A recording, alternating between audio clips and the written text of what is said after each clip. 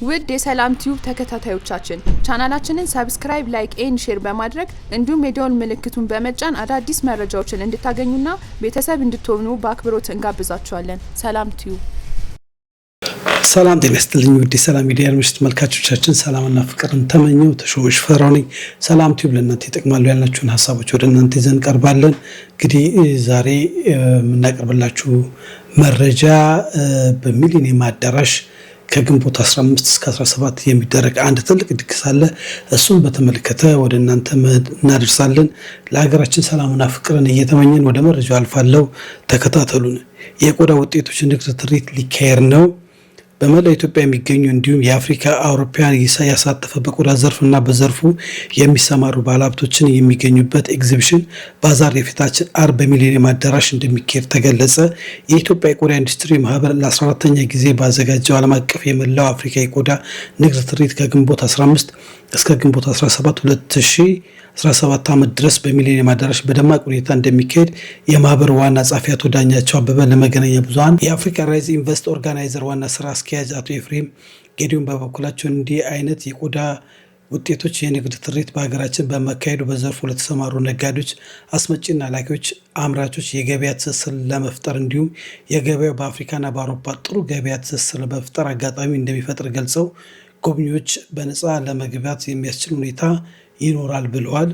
ግንቦት 15 ቀን 2017 ጀምሮ ለተከታታይ 3 ቀናት በሚካሄደው የንግድ ትርኢት ባዛር በመክፈቻው ዕለት ጉዳዩ የሚመለከታቸው የመንግስት የስራ ኃላፊዎች እንደሚገኙ የተነገረና የአፍሪካ ራይዝ ኢንቨስትመንት ኦፕሬሽን ክፍል ኃላፊ አቶ አንተነህ ከተማ በ3 ቀናት የፋሽን ትርኢት፣ የሙዚቃ ልዩ ልዩ መርሃ ግብሮች እንደሚከናወኑ ገልጸው ህብረተሰቡ በነፃ ወደ ሚሊኒየም አዳራሽ በመምጣት መዝናናት መግባት እንዲችል ጥሪ አቅርበዋል። የኢትዮጵያ ታምርት መርህን የተከተለውና ወደ ተሻለ ደረጃ እየተጓዝን መሆናችንን እንደሚያሳይ የታመነበት የቆዳ ውጤቶች አውደ ርዕይ ዘርፉ ከእርድ ጀምሮ የተለያዩ መሰናክሎችና የጥራት ችግሮች ማነቆ ያለበትን ከበፊቱ መሻሻል በማሳየት ላይ መሆኑን በመግለጫው ተመልክቷል።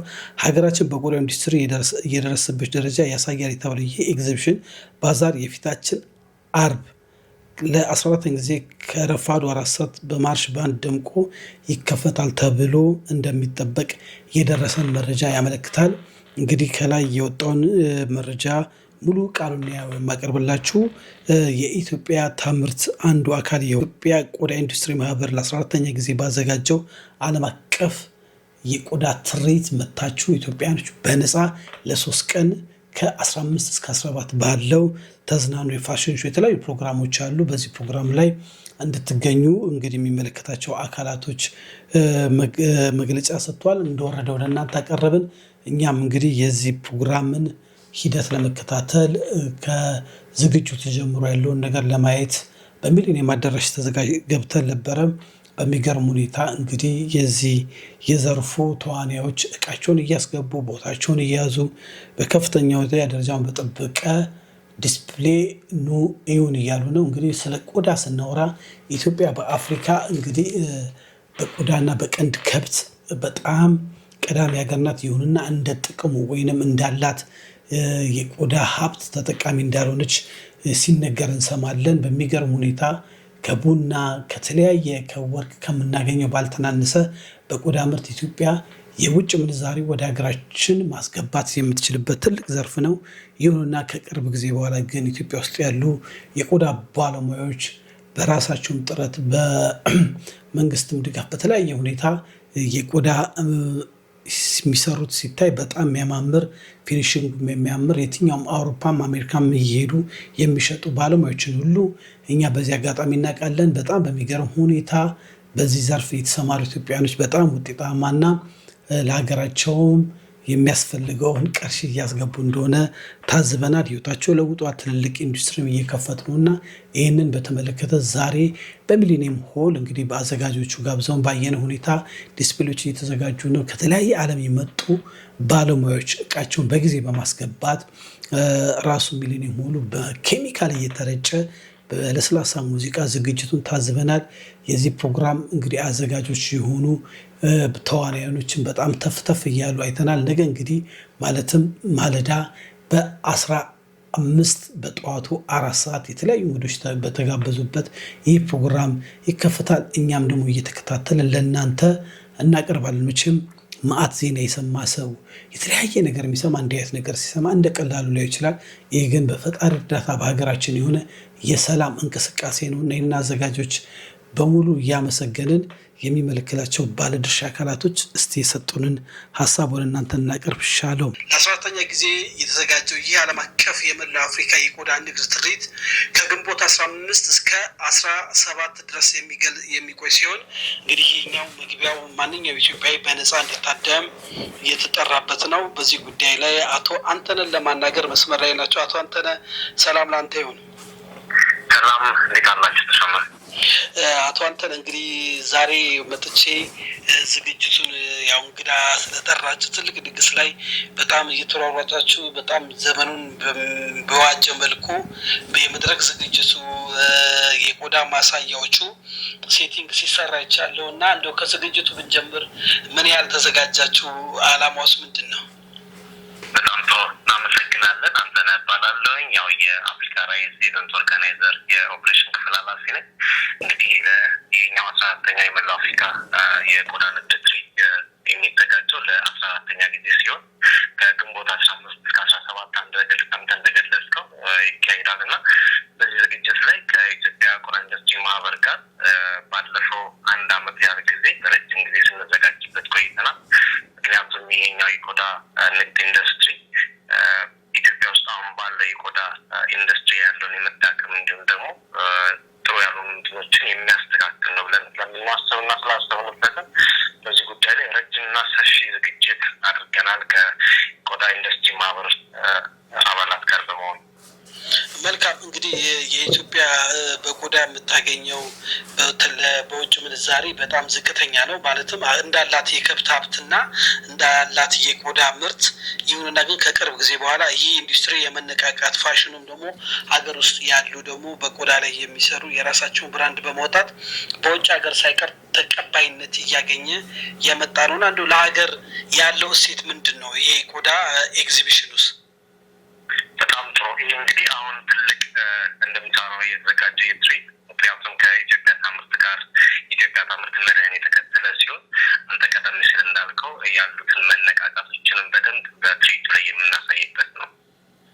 መልካም እንግዲህ ቀደም እኔ ስጎበኝ ከሀገር ውስጥም ከውጭም ከአፍሪካ ሀገሮችም የተለያዩ በዚህ ሴክተር ላይ የሚሰሩ ሙያቸውን ለማሳየት እየተዘጋጀ ነው እና ከፍተኛ ዝግጅት ነው የታዘብኩት። ቦታው ድረስ መጥቼ እንደው የተለያዩ ሀገሮች የሚሳተፉት ከምን ሀገር እንደው በሊስት ከተያዘ ካልሆነ ግን እንደው ሀጉራቸውን ብንጠቅስ። በጣም ጥሩ። ከአፍሪካ በርከት ያሉ ሀገራት ከ12-13 በላይ ሀገራት ከአፍሪካ ሲሳተፉ እንዲሁም ዝግጅቱ ላይ አውሮፓውያን ከሌሎች ሀገሮችም ጨምሮ ተሳታፊ ይሆናሉ። መልካም እንግዲህ ነገ የተለያዩ ጥሪ የተደረገላቸው እንግዶች በተገኙበት የመክፈቻ ስርዓት ይደረጋል። በዚህ ፕሮግራም ላይ የተለያዩ እንግዶችም ተጋብዘዋል። አብሮ ደግሞ እንግዲህ ፕሮግራሙ በዛው ኦን ይደረግና የተለያዩ የፋሽን ሾው የተለያዩ ፕሮግራሞች ተዘጋጅተዋል። ህዝቡ በነፃ እንዲገባና የሀገሩን ምርት የውጭ ሀገር ምርት እንዲሁም ደግሞ በንግድም ትስስር እንዲያደርግ እንደው አንተ አዘጋጁ ዋናው ስለሆንክ ብትጋብዝልን። በጣም ጥሩ አመሰግናለሁ ተሼ። እንግዲህ አንተም ቀደም እንዳልከው ታዝበሃል። ቦታው ላይ ከፍተኛ ዝግጅት እየተካሄደ ነው። ነገ አርብ ማለት ነው በደማቅ በማርሽ ባንድ ይከፈታል። ክቡር ሚኒስትር በሚገኝበት የመክፈቻ ስነስርዓት ይካሄዳል። እንግዲህ ዝግጅቱ ላይ አጠቃላይ የቆዳ ኢንዱስትሪ በተመለከተ እንዲሁም ደግሞ አጋዥ አምራች ድርጅቶች፣ አስመጭና ላኪዎች ከዚህ ሙያ ዘርፍ ጋር የተገናኙ ሌሎች ሴክተሮችም ላይ የሚሰማሩ ባለሀብቶች ይሳተፉበታል። ስለዚህ የቆዳ ትርኢት መላው ኢትዮጵያውያንን እንዲሁም ደግሞ ከሀገሮች ያላችሁን ይጋብዛልና ማንኛውም ተሳታፊ በንግድ ትርኢት ላይ ተገኝቶ በነፃ እንዲጋበዝና እንዲመለከት የሚገበያየው ነገር እንዲገበያይ ጥሪ እናቀርባለን። አቶ አንተነህ በጣም እጅግ አድርገን እናመሰግናለን። በተጣበበ ጊዜ ሀሳቦትን ስለሰጡን በሰላም ሲዩ ተሾመነኝ አመሰግናለሁ። በጣም እናመሰግናለን። ተሸ እንግዲህ እንደሰማችሁ ናቸው አቶ አንተነህ ስለ ዝግጅቱ ጠቅላላ ስላለ ሁኔታ በዚህ መልክ ገልጸውልናል። እንግዲህ ነገ በነቂስ ኢትዮጵያኖች በመውጣት ለ3 ቀን እየተዝናናችሁ ፈታ ሽር ብትን እያላችሁ የሀገራችሁን ምርት የውጭ ሀገር ምርት የቆዳን ምርትን ያለበትን ደረጃ በጣም የሚገርም የቆዳ ምርቶች አሉ። እነሱ እንድታዩ እየጋበዝን ወደሚቀጥለው መረጃ ደግሞ እናልፋለን። የሰላም ሚዲያ ተመልካቾቻችን እንግዲህ አቶ ዳኛቸው ደግሞ የሚሉትን ሰምተን እንመለሳለን። እንድትከታተሉ ጋብዝን። ሻሎም ሰላም ጤና ይስጥልኝ ውድ የሰላም ቲዩብ አድማጭ ተመልካቾቻችን ሰላምና ፍቅርን ተመኘው ተሾመ ሽፈራው ነኝ። እንግዲህ በሚሊኒየም አዳራሽ ከፊታችን ከግንቦት 15 እስከ 17 የሚደረግ አንድ ትልቅ ድግስ አለ። ያ ድግስ ሁላችሁም የተጠራችሁበት የነጻ ድግስ ነው። ስለዛ ጠቅላላ ጉዳይ የሚመለከታቸው አካላቶች ጠቅላላ ጉዳዩን ያስረዱናል። ሰላም ጤና ይስጥልኝ፣ ራስዎትን ያስተዋውቅልን። ዳኛቸው አበበ እባላለሁ። የኢትዮጵያ ቆዳ ኢንዱስትሪዎች ማህበር ዋና ጸሐፊ ነኝ። እሺ አቶ ዳኛቸው እጅግ አድርጌ አመሰግናለሁ። ከተጣበበ ጊዜያው ፕሮግራሙ ላይ ነው ብዙን ጊዜ የሚያጠፉት እና ይህንን ድግስ ለማድረግ መጀመሪያ እስቲ በነፃ ነው የሚል ሰምቼ ነበር፣ እውነት ነው? አዎ፣ ዋናው ዓላማው እንግዲህ የኢትዮጵያ ቆዳ ኢንዱስትሪዎች ያሉበትን የቴክኖሎጂ ደረጃ ስራቸውን በዓለም አቀፍ ገበያ ለማስተዋወቅ እንዲያስችላቸው የሚቀርብ ነው። ስለዚህ እዛ ቦታ ላይ ማንም ሰው በነፃ ገብቶ መጎብኘት ይችላል። ሚሊኒየም አዳራሽ ከመጪው ዓርብ እስከ እሑድ ድረስ ባለው ከግንቦት 15 እስከ 17 ድረስ። እሺ አቶ ዳኛቸው እንደሚታወቀው ኢትዮጵያ እንግዲህ በቀንድ ከብት በአፍሪካ ትልቅ ቁጥር ያላት ናት። እንግዲህ የቆዳ ውጤት ደግሞ በዓለም ደረጃ ላይ ተቀባይነት ለማግኘት ያው በጣም በትኩረት እየሰራችሁ እና ይህ ፕሮግራም የተዘጋጀው አንዱ ዓላማ እሱን ለማስተዋወቅ ነው እና እንግዲህ ከሀገር ውስጥም ከውጭም የተጋበዙ በኢንዱስትሪ ላይ ያሉ ሰዎች ወይንም ድርጅቶች አሉ? እንደተገለጸው ኢትዮጵያ ከአፍሪካ በእንስሳት ሀብት ቀዳሚ ናት። አንደኛ ደረጃ ነው የምትገኘው። ከዓለምም በሰባተኛ ደረጃ ነው የምትገኘው። ከ7 እስከ 10 አንዳንዴ ይዋዥቃል። ይህንን መሰረት በማድረግ በዚሁ በቆዳውን አመራረትና ንግድ ውስጥም ለ100 ዓመት ልምድ ያላት ናት። በዓለም አቀፍ ገበያ በዚሁ ቫልዩ ቼን ውስጥም የራሷ የሆነ የገበያ ድርሻ ያላት ሀገር ናት ሀገራችን ኢትዮጵያ እና ከዚህ አንጻር ካለን ሪሶርስ አንጻር እና ካለ ረጅም ጊዜ የቆዳ ንግድ ታሪክ አንጻር በአፍሪካ ውስጥ ይህን በአፍሪካ ደረጃ የመላው አፍሪካ የቆዳ ንግድ ትርኢትን ስናዘጋጅ አሁን 13 ያዘጋጀን አሁን 14ኛው ነው የምናዘጋጀው። በዚህ ንግድ ትርኢት ውስጥ ደግሞ እንደተገለጸው በርካታ የአፍሪካ ሀገሮች አምራቾች ይሳተፋሉ። ከአውሮፓ የሚመጡ የቆዳ ኢንዱስትሪ ማሽን አምራቾች ይሳተፋሉ። አክሰሰሪዎች እና የመሳሰሉት ግብአቶችን አምራቾች ይሳተፋሉ። እንዲሁም በዚሁ በቫልዩ ቼን በግብይቱ ሰንሰለት ውስጥ ያሉ በግዢና በሽያጭ ውስጥ ያሉ ሴክተር ውስጥ ያሉ ተዋናዮችም ይሳተፋሉ ብለን እንጠብቃለን። መልካም። እንግዲህ ኢትዮጵያ በአፍሪካ አንደኛ በዓለም 7ኛ የሆነችበት በዚህ በቆዳ ኢንዱስትሪው ምን ያህልስ ተጠቃሚ ሆናለች? ማለትም እንደ ቡና፣ እንደ ሌላ እንደ ወርቅ ትልቅ እሴት ነው ብለን እናምናለን። ትልቅም ስፍራ ያለው ነው። ምን ያህል ሀገራችን ውስጥ እየተሰራበት ነው? እንዳለን ሪሶርስ እንዳለን ሀብት የቆዳ ሀብት በዓለም አቀፍ ገበያ ላይ ብዙ ተጠቃሚዎች አይደለንም። ሆኖም ግን ያለው ተጠቃሚ ሊያደርገን በሚችል መልኩ እየተሰራ ነው። በተለይ በመንግስትም ደረጃ ትኩረት ተሰጥቶት እየተሰራ ነው። እንደሚታወቀው በርካታ ትምህርት ተቋማት በቆዳና ቆዳ ውጤቶች ካሪክለም ተቀርጾ በሙያ ትምህርት ላይ በፕሮዳክቱ በቆዳ ውጤቶች ትምህርት ሙያ ስልጠና እየተሰጠ ነው። የሙያ ክህሎት ስልጠና በኮሌጆች እየተሰጠ ነው። እንዲሁም በዩኒቨርሲቲ ደረጃ በመጀመሪያ ዲግሪ፣ በሁለተኛ ዲግሪ የቆዳ አመራረትና ቴክኖሎጂ ትምህርት እየተሰጠ ነው እና ያንን በዓለም አቀፍ ገበያ ደረጃ ያለን የሪሶርስን ያህል ተጠቃሚ አለመሆናችንን በመቆጨት ወደዛ ሊወስደን የሚችል እውቀት ክህሎት እንዲገኝ ትምህርቱ በአሁኑ ሰዓት በጥልቀት እየተሰጠ ነው። ወደፊት ያለንን ሀብት መሰረት ባደረገ መልኩ በዓለም አቀፍ ገበያ ተጠቃሚ እንሆናለን ብለን እናስባለን። መልካም። እንግዲህ ይሄ ትልቅ ነው ለአፍሪካም ለኢትዮጵያም በዓለም አቀፍ ደረጃ የሚደረግ ፕሮግራም ነው። በዚህ ፕሮግራም ላይ ወጣቱም ማንኛውም ማህበረሰብ ተገኝቶ ታዳሚ እንዲሆን የንግድ ትስስርም ለማድረግ በዘርፉ ላይ ያሉ ባለሙያዎች እንዲገኙ ጥሪ ያደርጋቸዋል። በዚህ አጋጣሚም ሰላም ቲዩብ ይህንን ጥሪ ለመላው በዓለም ዙሪያ ላሉ ኢትዮጵያኖች ያስተላልፋል። በዚህ ጉዳይ ላይ እንግዲህ የተለያዩ ድርጅቶች ወይ የመንግስት ተቋማቶችም ዓለም አቀፍ ድርጅትም ከእናንተ ጋር አብረው የሚሰሩ አሉ እንደው ለማወቅ ያህል? እንደሚታወቀው አፍሪካ አህጉራዊ ንግድ ቀጠና ስምምነት በአፍሪካ ደረጃ ከ48 ያላነሱ ሀገሮች ተፈራርመዋል። ያ ማለት ምንድነው? ከቀረጥ ነፃ የአንዱ ሀገር ምርት ወደ ሌላው ሀገር እየተሸጋገረ የሚሸጥበት ሁኔታ እየተፈጠረ ነው ወይም ሊፈጠር ነው ማለት ነው። ከዚህ አንጻር ሀገራችን ኢትዮጵያ ያላት የምትተማመንባት እምቅ ሀብት ያላት በተለይ አሁን እንደገለጽነው በቆዳና ቆዳ ውጤቶች ነው። ያንን ኢትዮጵያን የቆዳ ሀብ ለማድረግ ከአፍሪካ አንድነት የተባበሩት መንግስታት ከአፍሪካ አንድነት ድርጅት ዋና ጸሐፊ ጋር እና ከአፍሪካ ኮንቲኔንታል ፍሪ ትሬድ ኤሪያ ቢሮ ጋር በመሆን አንዳንድ እንቅስቃሴዎችን እያደረገን ነው። ወርክሾፖችን አዘጋጅተን ከዚህ በፊት ውይይት አድርገናል። በአፍሪካ ደረጃ ይህንን ለመስራት እንቅስቃሴዎች እያደረገን ነው። በቅርብ ሆነው እነሱም እያገዙን ነው።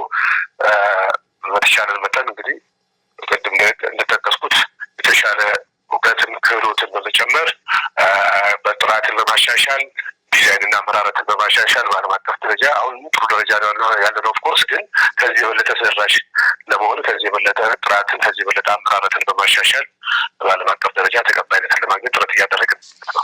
እንደተገለጸው በዚህ ኤግዚቢሽን ላይ በርካታ አምባሳደሮች፣ የአፍሪካ አምባሳደሮች፣ ዓለም አቀፍ ዲፕሎማቶች፣ ሚኒስትሮች ይገኛሉ። በመክፈቻው ስነስርዓት ላይ ከተከፈተ በኋላ ደግሞ ማንኛውም ሰው ገብቶ በነጻ ኤግዚቢሽኑን መጎብኘት ይችላል።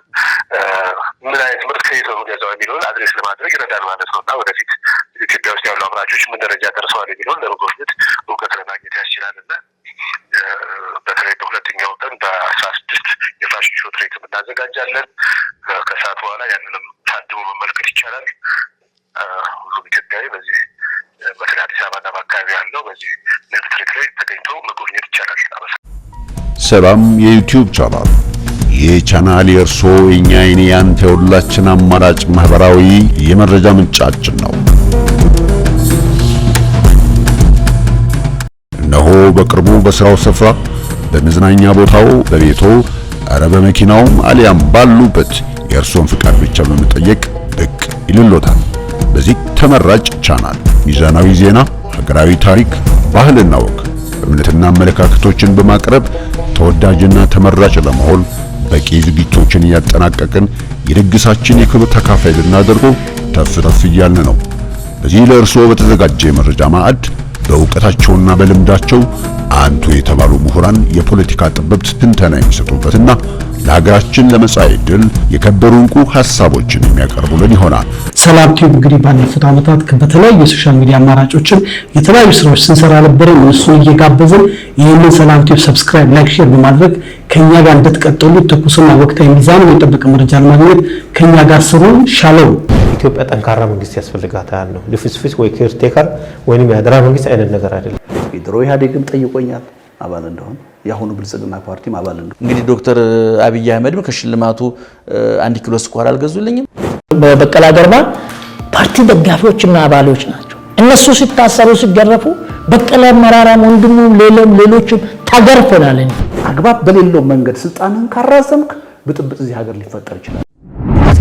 እንደውም እንደዚህ በደንብ በግልጽ ቋንቋ ላስቀምጥልህ፣ በጣም በቀላሉ ቋንቋ ጠቅላይ ሚኒስትር አብይና ዴክለርክ እናወዳደር ከሆነ እንደ ለውጥ አራማጅ ማለት ነው፣ እንደ ለውጥ ሐዋርያ እናወዳደራቸው ከሆነ ዴክለርክ በጣም ይበልጣቸዋል። በጣም ነው ቤተሰቦች የሚናፍቁኝ፣ ባለቤቴም ልጄም። ያው ምንም ማድረግ አይቻልም። ለእኔ ብቻ ሳይሆን ቪዛ አሁን ማግኘት ማይቻለው በአጠቃላይ ኢትዮጵያውያን አይችሉም። ድርድር ነው ኢትዮጵያ የሚያስፈልጋት የሚለው ሀሳባችን አሁን የመጣ አይደለም። አሁን በመጨረሻ ላይ ህወሓት ጋር ያለውን ችግር መሀል ላይ አምጥቶ ኢትዮጵያን በእኛ ዘመን እንዳይበትናት እሰጋለሁ። ኧረ ምን ይሄ ብቻ! በስራ ፈጣሪነት ከትንሽ ጅማሬ ተነስተው ከስኬት ማማ ላይ የደረሱ ባለሀብቶች ልምዳቸውን የሚያካፍሉን፣ አልፎ ተርፎ ሃይማኖታዊ እሴቶችን የሚያንጸባርቁበት፣ ከጆሮ ያልገቡ ትኩስና ሚዛናዊ ዜናዎች የሚቀርቡበት የእርሱ የመረጃ ምንጭ የሁላችን የመረጃ ምንጭ ነው። ስለ ሰላምና ተስፋ እንናገራለን። አዎ ተቋሞቻችን ሰላም ይሆናሉ፣ አብሮነታችን ይጠነክራል፣ መቻቻላችን ይጎለብታል። ለልጆቻችን የሰላምን ሀገርና ቅርስ እናስረክባለን። ሰላም የዩቲዩብ ቻናል። ሰላም ለእናንተ ይሁን።